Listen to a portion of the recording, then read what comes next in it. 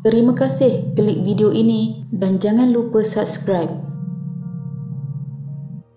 Kes kanak-kanak hilang bukanlah satu kes yang baru di negara kita. Dilaporkan seramai 1,509 kanak-kanak dan remaja berusia 18 tahun ke bawah dilaporkan hilang dalam tempoh dari 2020 hingga Februari 2022. Menurut pihak polis, daripada jumlah itu 1,424 orang ditemui semula, manakala 85 lagi masih hilang. Kebanyakan kes kanak-kanak yang dilaporkan hilang tidak semuanya ditemui selamat. Ada kes yang dilaporkan pihak polis terpaksa membuka kertas siasatan, selain ada juga diklasifikasikan sebagai mati mengejut. Ini kerana ada kes hanya menemukan jasad mangsa selepas mereka terlibat dalam kemalangan, seperti lemas selepas terjatuh di dalam longkang atau sungai ketika bermain, dan juga akibat perbuatan jenayah. Kanak-kanak perempuan direkodkan mangsa hilang tertinggi melibatkan 1,113 orang, manakala 396 adalah lelaki. Kes kehilangan paling tinggi membabitkan kanak-kanak berusia 13 sehingga 17 tahun, iaitu seramai 1,330 orang, diikuti 8 hingga 12 tahun seramai 138 orang dan setahun hingga 7 tahun seramai 41 orang. Berikut adalah kes kehilangan kanak-kanak yang masih diingati dan kepulangan mereka masih ditunggu oleh keluarga masing-masing. Namun malangnya sehingga kini tiada berita mengenai mereka. Kita imbas kembali antara beberapa kes kanak-kanak hilang yang pernah menggemparkan negara kita suatu ketika dahulu. Kalau Tin Song Sheng masih hidup, usianya kini 36 tahun. Namun sampai sekarang, Song Sheng yang hilang pada 15 Januari 1996 masih tidak ditemui. Tin Song Sheng yang ketika itu berumur 9 tahun hilang ketika menunggu bas di Sekolah Rendah Jenis Kebangsaan Cina Taman Rasah Kelang untuk pulang ke rumahnya. Dia yang kali terakhir dilihat meninggalkan perkarangan sekolah bersama seorang wanita Cina pertengahan usia. Ketika itu Song Sheng dan kanak-kanak lain sebayanya baru sahaja memulakan minggu kedua persekolahan. Ada pihak mendakwa dia telah dilarikan sindiket lalu dijadikan pengemis di Thailand, namun tiada bukti untuk menyokong kenyataan itu, memandangkan pihak Thailand gagal menjumpainya. Ibu bapa Song Sheng, Gan Kim Chu, dan isterinya Tin Kui Dun telah menghabiskan wang sebanyak RM40,000 untuk mencari Song Sheng, termasuk menggunakan khidmat 80 orang bomoh, namun semuanya hampa. Pencarian dan publicity seluruh negara dipelopori oleh pengerusi MCA Datuk Michael Chong yang mendapat bantuan daripada media pertubuhan bukan kerajaan dan orang asli untuk mencari Song Sheng di dalam hutan. Chong juga mendapatkan bantuan pihak berkuasa sempadan Thai untuk mencari kanak-kanak itu, manakala pihak pos Malaysia telah mengedarkan ribuan poster Song Sheng kepada orang ramai. Sehingga kini Song Sheng masih hilang dan tidak dijumpai, namun kes kehilangannya tidak pernah ditutup.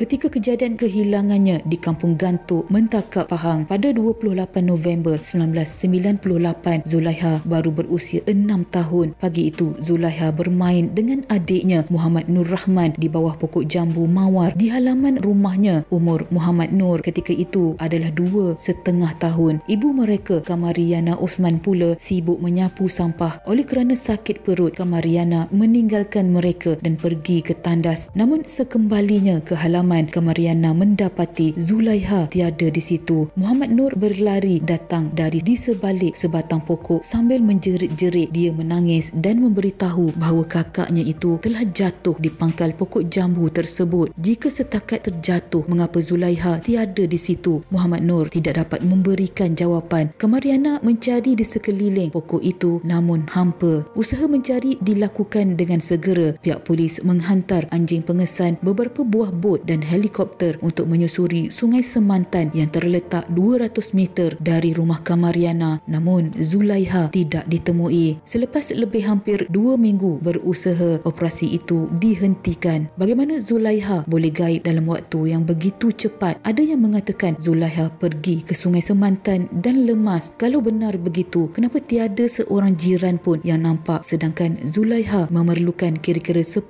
minit untuk ke sana? Tambahan pula, Zulaiha tidak pernah pergi ke sungai tersebut. Jika dia ke situ, tentulah bersama Muhammad Nur. Adakah dia lemas di sungai? Kalau benar, kenapa tidak ada kesan tapak kaki seliparnya mahupun kesan tergelincir di tebing sungai? Mengapa mayatnya tidak dijumpai? Pihak polis sendiri dalam siasatan mereka menafikan Zulaiha pergi ke Sungai Semantan. Adakah dia diculik? Soalnya yang pertama, mengapa ramai jiran yang pagi itu berbual dan mengemas halaman tidak melihat kejadian tersebut? Juga tidak kedengaran langsung suara jeritan, raungan atau kesan pergelutan. Kedua, kenapa Muhammad Nur tidak diculik sekali? Muhammad Nur malah tidak memberitahu pun ada orang yang membawa Zulaiha pergi. Muhammad Asmawi Jalaluddin berusia 11 tahun dilaporkan hilang ketika pulang dari sebuah taman permainan berdekatan rumahnya di Lot 127 Rumah Banglo Kayu, Jalan Permai 7 pada 9 Mac 2008. Ketika itu, mangsa dikatakan dalam perjalanan pulang bersama rakannya dari taman itu berdekatan flat projek Perumahan Rakyat PPR Kerinci pada 9 Mac 2008. Taman tersebut terletak kira-kira 200 meter dari rumah ibunya, tetapi kanak-kanak itu tidak pulang setelah keluar dari rumah pada pukul 5.30 petang pada hari tersebut. Ibunya, peniaga kecil-kecilan Rozita Abu Hassan, membuat laporan di balai polis berhampiran pada pukul 5.10 petang keesokannya setelah usaha mengesan anak bongsunya itu bersama-sama jiran gagal. Menurut pihak polis, Muhammad Asmawi keluar dari rumah kira-kira pukul 5.30 petang dan dipercayai selesai bermain sejam kemudian. Dia bagaimanapun tidak tiba ke rumah setelah berpisah dengan rakan di tengah jalan ketika menuju pulang ke rumah masing-masing. Polis menerima pelbagai maklumat, antaranya kelibat Muhammad Asmawi telah dilihat di pusat membeli belah Mid Valley, dan ekoran maklumat tersebut pasukan khas yang ditubuh cuba mengesan kanak-kanak tersebut di sana namun gagal menemui Muhammad Asmawi yang dikatakan gemar bermain permainan video. Muhammad Asmawi gagal dijumpai sehingga kini.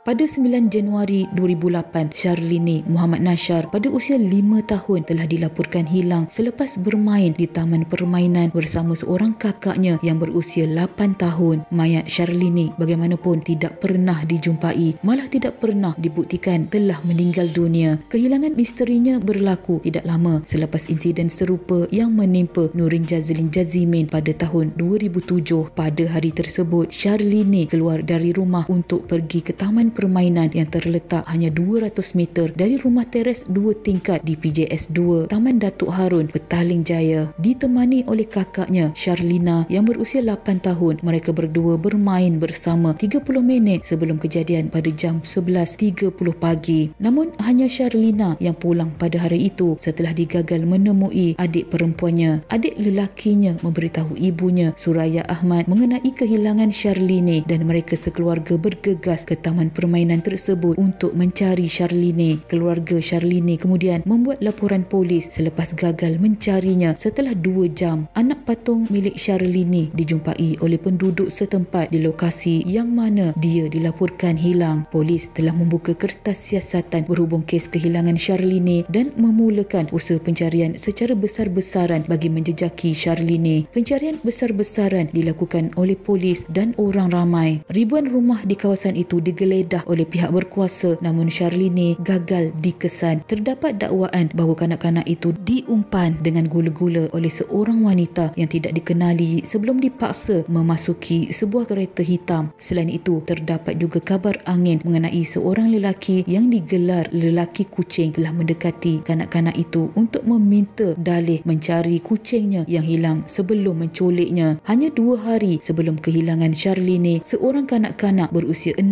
tahun yang bermain tidak jauh dari rumahnya, kira-kira 2 kilometer dari rumah mangsa yang hilang, diculik oleh lelaki kucing yang sama. Namun kira-kira 3 jam kemudian, dia dijumpai tanpa mengalami kecederaan sekitar 25 kilometer di Wangsa Maju. Foto feed lelaki kucing itu kemudian diedarkan secara meluas kepada orang ramai. Keterangan mengenai lelaki kucing itu juga telah didedahkan oleh saksi dan mangsa dalam kes lain dan cubaan penculikan. Pencarian Syarlini ini bermula dari beberapa minggu ke bulan dengan beratus-ratus ribu poster kanak-kanak itu diedarkan di seluruh negara. Puluhan panggilan, kebanyakannya palsu, diterima oleh pihak berkuasa dan keluarga mangsa namun gagal menemui petunjuk mengenai keberadaan Syarlini. Kehilangan Syarlini turut mendapat respon daripada Perdana Menteri ketika itu, Abdullah Ahmad Badawi. Beliau menyeru agar penculik memulangkan Syarlini dan insaf dengan kemarahan rakyat. Selain itu, parti-parti politik seperti UMNO, MIC, MCA,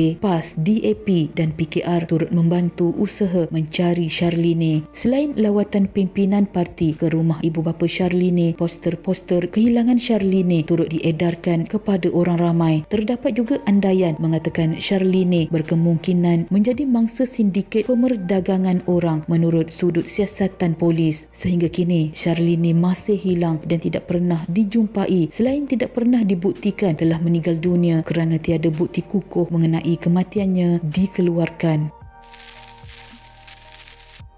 Kes remaja, wanita dan kanak-kanak hilang antara yang sering berlaku pada masa kini. Ianya amat membimbangkan walaupun 80% kes terbabit dikaitkan dengan mangsa keluar rumah untuk mencari keseronokan dan kebebasan. Kehilangan mereka kebanyakannya bukan sebab diculik tetapi meninggalkan rumah dengan sukarela. Namun kanak-kanak kecil tidak mungkin meninggalkan rumah mereka secara sukarela. Keluarga yang terlibat pasti panik dan takut apabila orang yang tersayang secara tiba-tiba tidak dapat dikesan atau ditemui. Ramai yang membuat hebahan menerusi laman sosial sebagai usaha mencari ahli keluarga yang hilang. Apa juga usaha yang dilakukan, ia perlu dilaksana dengan berhati-hati bagi menjaga keselamatan kanak-kanak dan keluarga. Pantaulah anak-anak dengan lebih berwaspada agar kejadian seumpama ini tidak berlaku kepada sesiapa di masa hadapan. Sekian.